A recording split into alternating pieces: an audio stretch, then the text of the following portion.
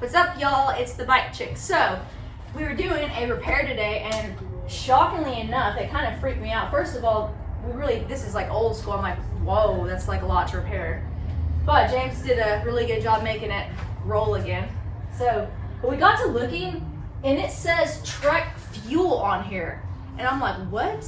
This is a fuel right here, you know? So this bike has to be from the 90s. It was actually sold by us. I think it was like our 25th anniversary. So anyways, it is so hard for me to ever think anyone could ever have ridden this and thought that was a fuel, because this is a 26-inch wheel, and it just, no front fork, probably beats the crud out of you. This is like little, like V-brakes right here. Like, I mean, that's danger, you know? Little grip shift. I mean, that's hardly ever around anyways. So anyways, I would probably be like, I swear, an hour slower on the bike. I swear. I just would never touch that. But, you know, pavement only nowadays. So this is the new fuel compared to the old fuel. It is so much beefier. 140, 130. This has suspension right here for less kick up. This thing, you'd be just kick. Your chain would be like slap. Be all crazy.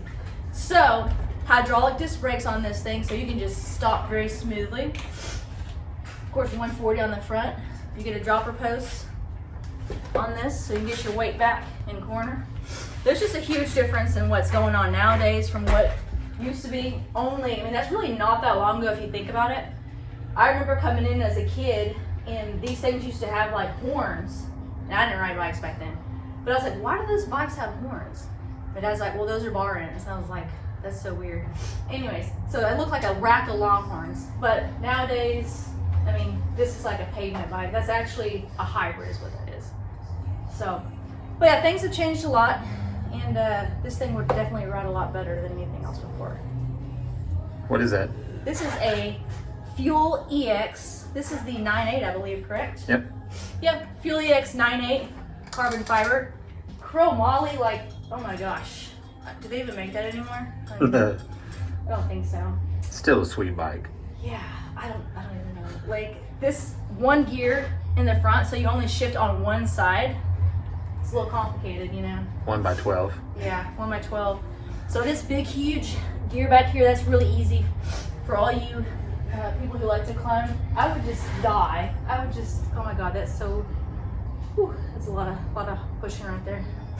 All right, but yeah, so you can put air in here according to your weight, so you can make it softer or firmer. Look how massive that tire is, you know? There's a lot of changes that have been on. But what I was trying to say is that it hasn't really been that many years ago, and look how much more we've come around in time. So as far as trails too, like, we had one trail in, I think, the 80s or like early 90s probably.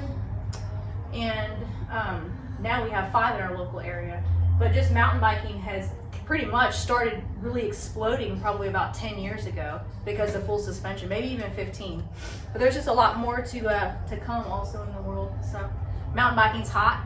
Go out and rock one. Tire talk, a lot has changed. Wheel size has gotten a lot taller. 29-inch wheel versus a tinier 26-inch wheel. It's all about the height. So the taller the wheel is, the easier it is to roll over stuff. It's the difference between when you're mowing the lawn and the wheels are really little and it's really hard to push. You raise them and you just, woo, it's a lot easier to roll. Another thing too is that something called tubeless. Anything probably over $1,000, you're gonna get a tubeless rim. And what that means is that when you buy something, everything has a tube on the inside. But if you have a tube on the inside, you have to air that tire up a lot in order not to pop this right here. So what you can do is get rid of that tube, take it out, squirt some Stans in there, which is a sealant, and it allows you to not bounce around so much. So essentially it's conforming over that rocker root and preventing that kick up on the bike. The more traction that you can get, the safer that you are, and the more fun that you're gonna have on the bike.